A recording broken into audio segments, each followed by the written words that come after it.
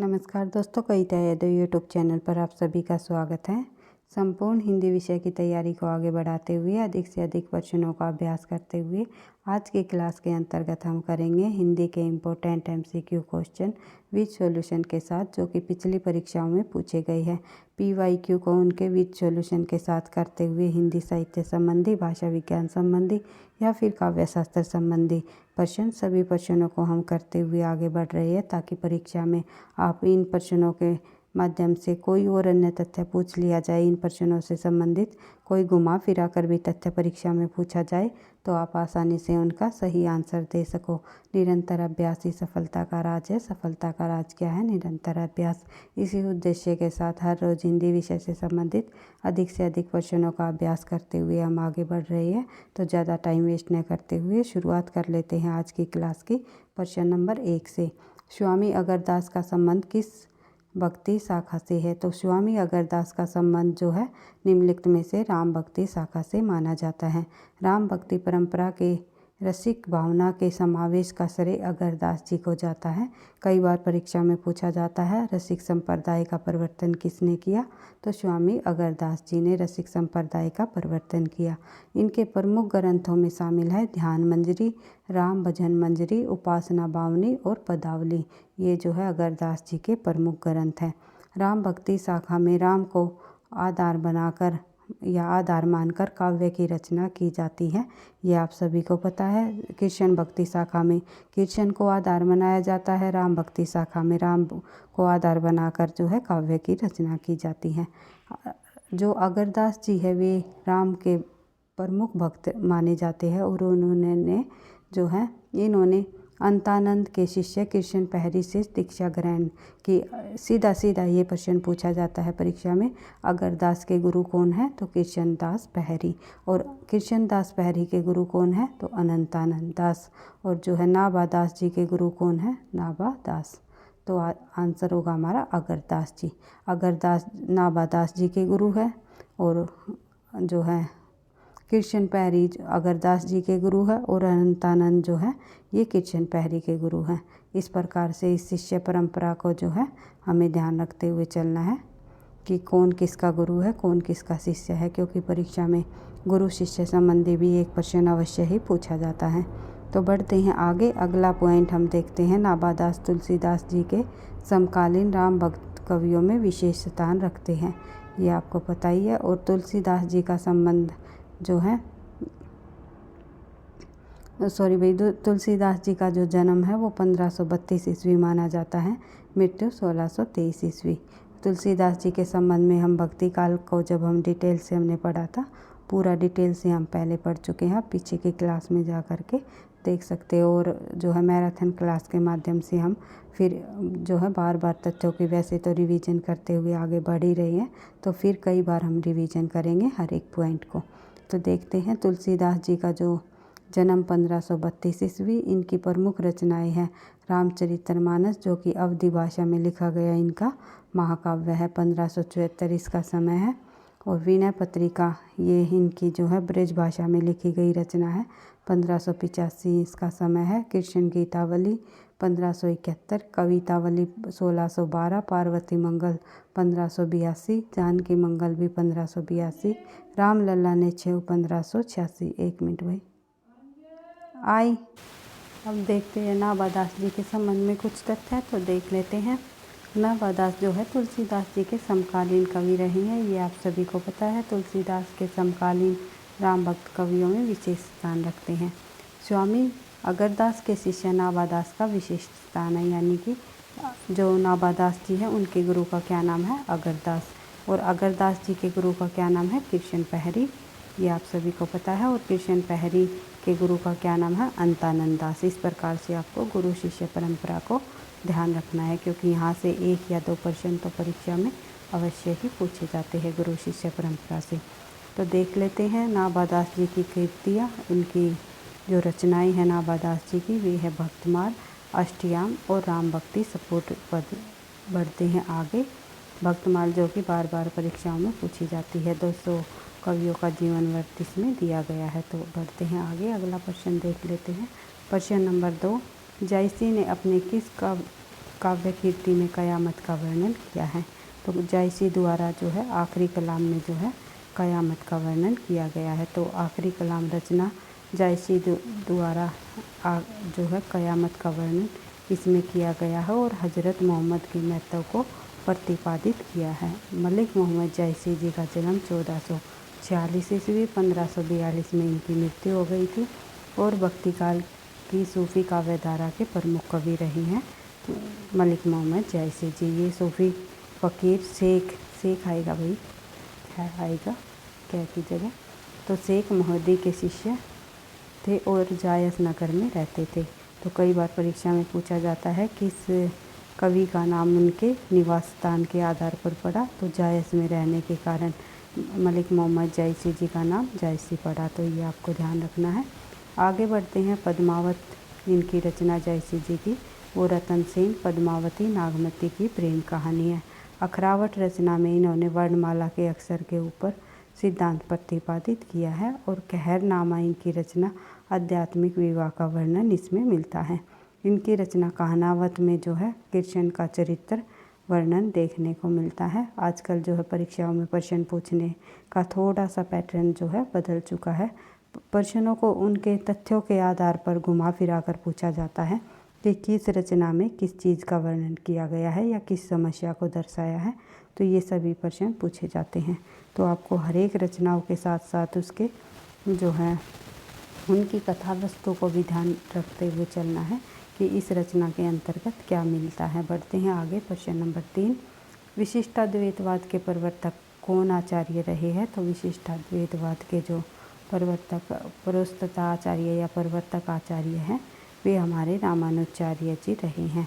विशिष्टाद्वैतवाद अर्थात विशिष्ट प्लस अद्वैत आचार्य ने जो है इसका प्रतिपादन किया और ये इनका दार्शनिक मत है। बढ़ते हैं आगे। इनके अनुसार यद्यपि जगत और जीवात्मा दोनों कार्यतः ब्रह्मा से विभिन्न है और फिर भी ब्रह्म से ही जो है अद्भुत है और ब्रह्मा से उसका उसी प्रकार का संबंध है जैसा किरणों का सूर्य से, अर्थात ब्रह्म का एक होने पर ही जो है अनेक है। तो एक होने पर जो ऐसा माना जाता है कि ईश्वर एक है, एक होने पर भी जो है अनेक भी है।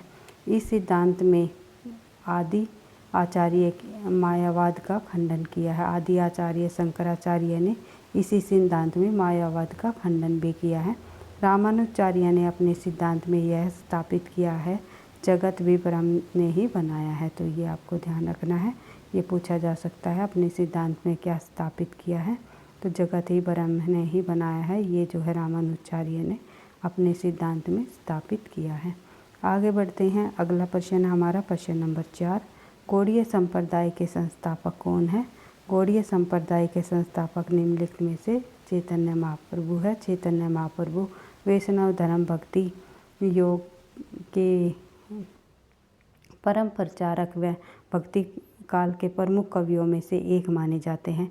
इन्होंने वैष्णव के गौड़ीय संप्रदाय की आधारशिला रखी और भजन गायकी की एक नई शैली को इन्होंने जन्म दिया। और जो है ये कृष्ण भक्ति करते थे भाई, ऐसा माना जाता है जब ये भक्ति करते थे, भक्ति के गीत गाते थे, तो जो है ये गायन करते करते जो है इतने भाव विभोर हो जाते थे कि कई बार जो है मूर्छित भी हो जाते। तो ऐसा माना जाता है इनके बारे में। ये जो है मतलब ये एक लोकमान्य कथा भी जो है प्रस्तुत की गई है कि चैतन्य महाप्रभु की भक्ति की तरह ही जो है गायन करके लोगों को भक्ति करनी चाहिए। तो इस प्रकार से कैसा माना जाता है, महाप्रभु जो है गाते गाते जो है मूर्छित हो जाते थे, इतने भाव विभोर के साथ गाते थे। आगे बढ़ते हैं। अगला प्रश्न है प्रश्न नंबर 5, हित 84 के रचयिता कौन है? हित 84 रचना जो कि काफ़ी बार परीक्षाओं में पूछी गई है, इस रचना के रचयिता है हित हरिवंश राय जी। तो देख लेते हैं।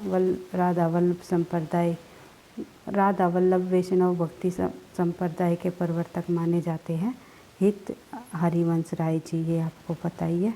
आगे बढ़ते हैं। अगला प्रश्न देख लेते हैं प्रश्न नंबर 6, यह सूचित करने की आवश्यकता नहीं है कि सूर का अवधि पर अधिकार था, न तो सूर का अवधि पर अधिकार था और न ही जायसी का पर यह कथन किसका है? तो तो ये सूचित करने की आवश्यकता नहीं है। न तो सूर का अवधि पर अधिकार था, यानी कि ब्रज भाषा में रचनाएं करते थे सूरदास जी, अवधि भाषा में नहीं।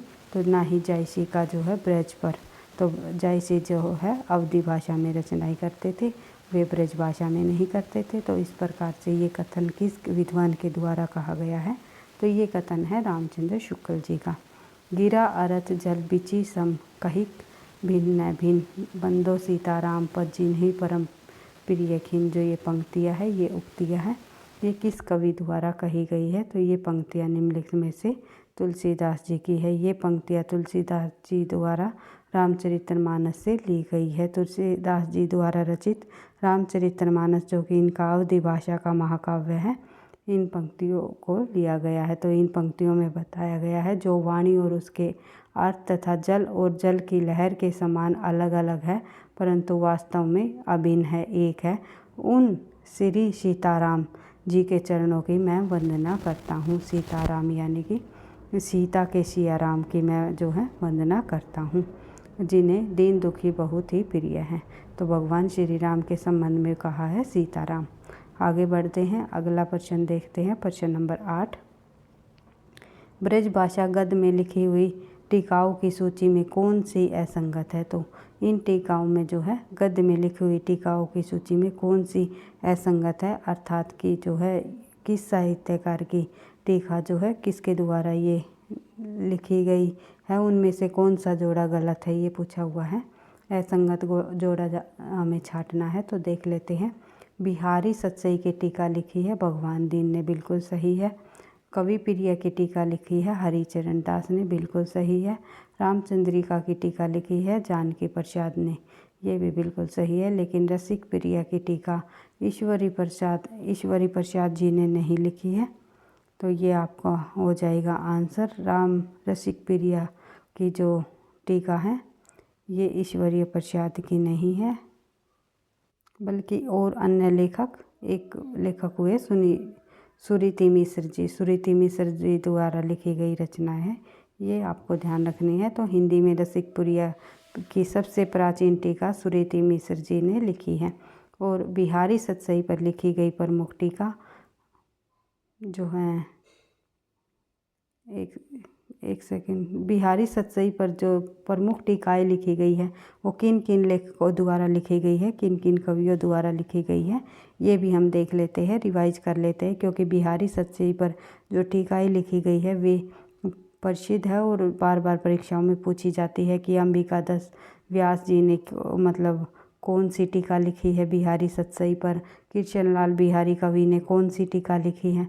तो इस प्रकार से परीक्षाओं में पूछी जाती है। तो एक बार हम देख लेते हैं, रिवाइज कर लेते हैं। कृष्णलाल कवि ने जो है बिहारी के दस्तक पुत्र सर्वप्रथम टीका दोहों को सवैया छंद में बदला है। और सुरीति मिश्र ने अमरचंद्रिका नाम से 1737 ईस्वी में बिहारी सतसई पर टीका लिखी है। अंबिका दास व्यास जी की कई बार पूछी जाती है परीक्षा में, तो ध्यान रखना है। अंबिका दास व्यास जी ने जो है बिहारी बिहार नाम से टीका लिखी है।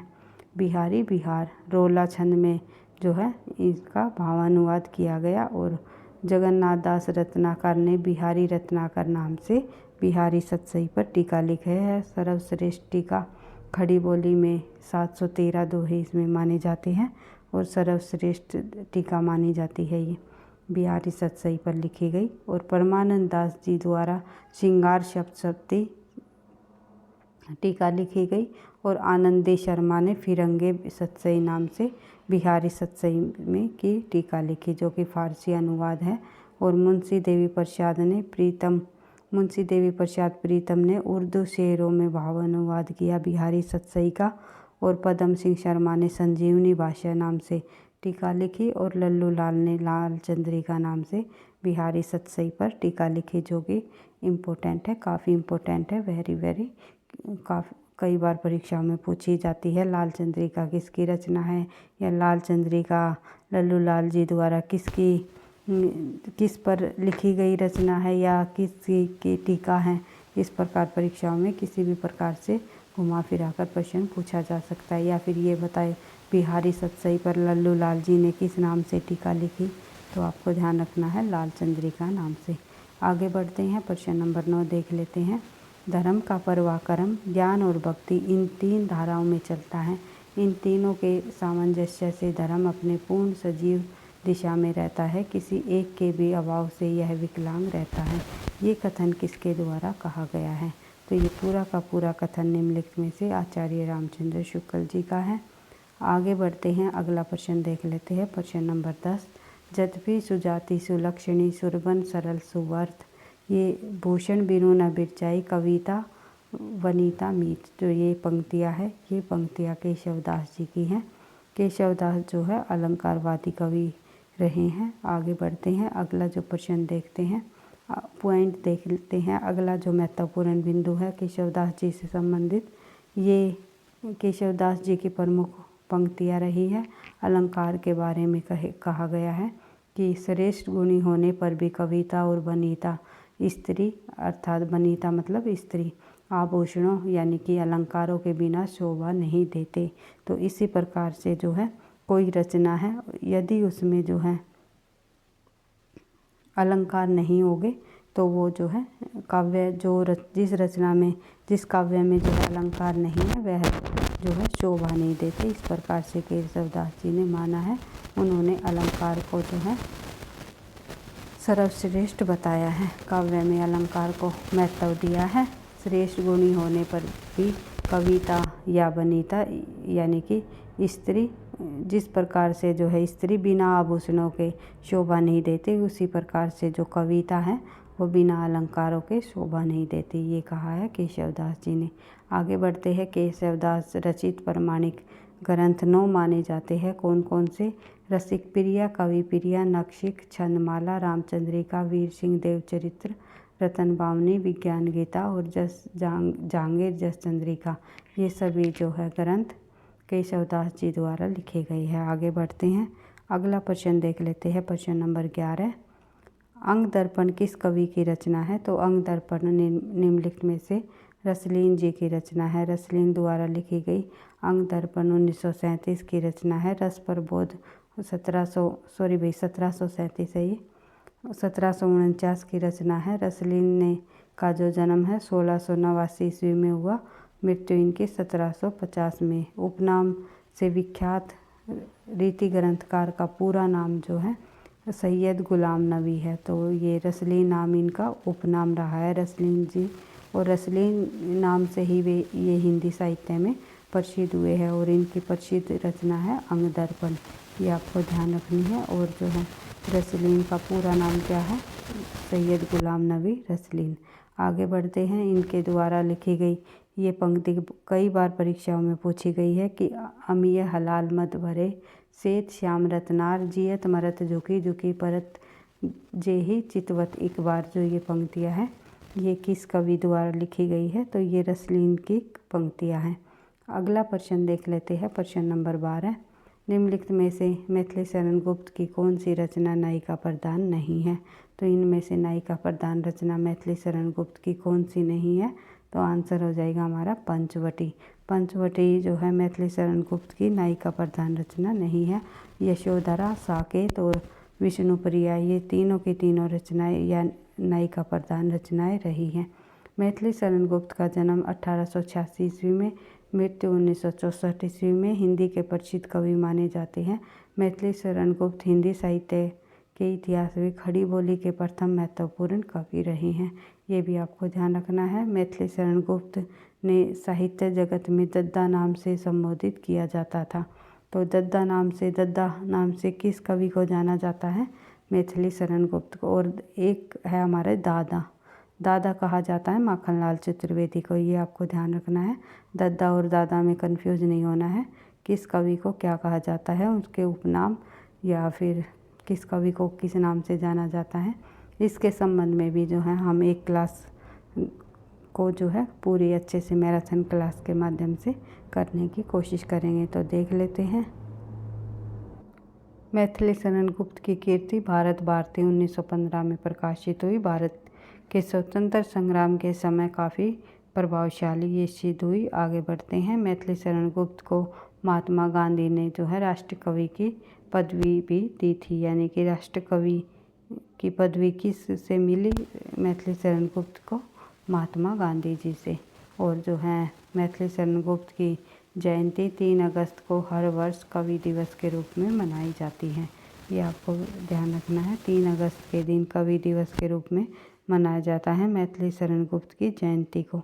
आगे बढ़ते हैं, अगला पॉइंट है हमारा, सन 1954 ईस्वी में भारत सरकार ने मैथिली शरण गुप्त को पद्म भूषण से भी सम्मानित किया गया है। ये आपको ध्यान रखना है। और मैथिली शरण गुप्त द्वारा रचित खंड काव्यों की संख्या जो है लगभग जो है 19 मानी जाती है। उनके 19 प्रबंध काव्य रहे हैं। और आगे देख लेते हैं इनसे संबंधित जुड़ी हुई रचनाएं। रंग में भंग इनका खंड काव्य है 1909 में। जयदत्त वध भी 1910 में लिखा गया इनका खंड काव्य है। भारत भारती 1912 की रचना है। और जो है पंचवटी 1925, द्वापर 1936। पढ़ते हैं आगे, अगला प्रश्न है हमारा प्रश्न नंबर 13। ब्रज भाषा का विकास किससे हुआ? तो ब्रज भाषा का विकास निम्नलिखित में से शौरसेनी अपभ्रंश से हुआ। ये हम कई बार पढ़ चुके हैं। आगे बढ़ते हैं, अपभ्रंश की उत्तरकालीन अवस्था का क्या नाम है? तो अपभ्रंश की जो उत्तरकालीन अर्थात बाद की जो अवस्था है उसे अवहट नाम से जाना गया है। आगे बढ़ते हैं, मगही किस हिंदी प्रदेश की बोली है? तो मगही निम्नलिखित में से जो है बिहार की बोली मानी जाती है। आगे बढ़ते हैं, अगला प्रश्न देखते हैं, अपभ्रंश का मुख्य छंद क्या है? तो अपभ्रंश का मुख्य छंद है दोहा। अगला प्रश्न देखते हैं, अपभ्रंश का मुख्य छंद दोहा या दुहा है। जिस प्रकार प्राकृत को गाथा के कारण गाहाबंद कहा जाता है, उसी प्रकार अपभ्रंश को दोहा या दुहाबंद भी कहा जाता है। आगे बढ़ते हैं, अगला प्रश्न देखते हैं, प्रश्न नंबर 17। आगरा का बोली क्षेत्र क्या है? तो आगरा का बोली क्षेत्र निम्नलिखित में से माना जाता है ब्रज। आगे बढ़ते हैं, अगला प्रश्न जो धीरेन्द्र शर्मा ने जो है गिरीशन द्वारा निर्दिष्ट कन्नौजी क्षेत्र को ब्रज के क्षेत्र से अलग नहीं माना है। अगला प्रश्न देख लेते हैं भाई, ये यहाँ पर किस क्षेत्र में कौन सी बोली जाती है ये दिया हुआ है। तो ये प्रश्न हम कर चुके हैं। तो अगला प्रश्न देखते हैं, राजेंद्र यादव की कहानी है। तो राजेंद्र यादव की निम्नलिखित में से जो है जहाँ लक्ष्मी कैद है कहानी है। जहाँ लक्ष्मी कैद है 1957 में जो है राजेंद्र यादव का कहानी संग्रह माना जाता है। और हंस पत्रिका के संपादक के रूप में भी जो है राजेंद्र यादव ने काम किया था। और स्त्री विमर्श और दलित विमर्श को चर्चा में लाने का श्रेय भी राजेंद्र यादव को जाता है। आगे बढ़ते हैं, अगला प्रश्न देखते हैं, प्रश्न नंबर 19। इनमें से किस हिंदी आलोचक ने साधारणीकरण की समस्या की है? तो निम्नलिखित में से साधारणीकरण की समस्या जो है निम्नलिखित में से डॉक्टर नगेंद्र जी द्वारा की गई है। डॉक्टर नगेंद्र ने रस सिद्धांत यानी कि 1964 ईस्वी में साधारणीकरण की व्याख्या की है। तो ये आपको ध्यान रखना है। और इन्हें रसवादी आलोचक भी कहा जाता है। आज का हमारा अंतिम प्रश्न है। आज के क्लास में हम 20 प्रश्नों को करेंगे। जो मैराथन क्लास नंबर 25 के जो हमारी चली हुई है, तो 30 प्रश्नों को हम नेक्स्ट क्लास में करने की कोशिश करेंगे। तो आज की क्लास में हम केवल 20 प्रश्नों के ही रिवीजन करेंगे। और इन प्रश्नों की आप लोगों को बार बार रिवीजन करते हुए चलने हैं। तथ्यों की बार जितनी अधिक बार रिवीजन होगी उतना ही जो है आपको तथ्य याद रह पाएंगे। अगर वीडियो पसंद आती है, लगता है आपकी परीक्षाओं के लिए ये प्रश्न हेल्पफुल है, तो प्लीज़ वीडियो को आप लाइक अवश्य किया करो, क्योंकि आपके लाइक और कमेंट से मुझे नेक्स्ट क्लास बनाने का और अधिक मोटिवेशन मिलता है। तो देखते हैं प्रश्न नंबर 20 में क्या दिया हुआ है, ये देख लेते हैं। हिंदी साहित्य के आदिकाल को निम्नलिखित में से कौन से विद्वान ने सिद्ध सामंत युग कहा है? तो ये सिद्ध सामंत युग कहने वाले हिंदी साहित्य का जो इतिहास है, इसको हिंदी साहित्य के इतिहास के आदिकाल को सिद्ध सामंत युग कहने वाले जो विद्वान हुए हैं वे राहुल सांस्कृतायन जी हुए हैं। तो राहुल सांस्कृतायन ने हिंदी साहित्य के आदिकाल को सिद्ध सामंत काल के नाम से जाना है। तो आदिकाल को सिद्ध सामंत युग कहा है राहुल सांस्कृतायन जी ने। वीर गाथा काल कहा है रामचंद्र शुक्ल ने। चारण काल की संज्ञा दी है जॉर्ज ग्रियर्सन। और राम कुमार वर्मा ने। वीर काल कहा है आदिकाल को विश्वनाथ प्रसाद मिश्र ने। बीजवपन काल कहा है आदिकाल को महावीर प्रसाद द्विवेदी ने। आरंभिक काल कहा है मिश्र बंधुओं ने। प्रारंभिक काल कहा है गणपति चंद्र गुप्त ने। आदिकाल को आदिकाल की संज्ञा दी है हजारी प्रसाद द्विवेदी ने। इस प्रकार से आज की क्लास में हमने लगभग 20 इम्पोर्टेंट क्वेश्चनों को कंप्लीट किया है, उनके विद सॉल्यूशन के साथ। हिंदी के PYQ को विद सॉल्यूशन के साथ करते हुए हम इसी तरह आगे बढ़ते रहेंगे। भाई किसी भी परीक्षा में पूछा गया प्रश्न हो, चाहे किसी भी स्टेट के अंतर्गत होने वाली TGT PGT हिंदी संबंधी परीक्षा हो या NTA NET की परीक्षा हो या कोई अदर परीक्षा आप देने जा रहे हो जिसमें हिंदी भाषा से संबंधित प्रश्न पूछे जाते हैं, चाहे साहित्य से संबंधित प्रश्न हो या फिर हिंदी या फिर भारतीय काव्य शास्त्र या पाश्चात्य काव्य शास्त्र के प्रश्न हो या फिर कोई अदर प्रश्न हो जो कि हिंदी साहित्य संबंधी परीक्षाओं में पूछे जाते हैं, तो उन सभी विद्यार्थियों के लिए ये क्लास काफ़ी हेल्पफुल रहेगी। तो अंत में मैं इतना ही कहना चाहूँगी, वीडियो पसंद आती है, लगता है आपकी परीक्षाओं के लिए ये हेल्पफुल है, तो प्लीज़ वीडियो को आप लाइक किया करो, क्योंकि आपके लाइक और कमेंट से मुझे नेक्स्ट क्लास बनाने का मोटिवेशन मिलता है। पढ़ते रहना, आगे बढ़ते रहना। थैंक यू, धन्यवाद।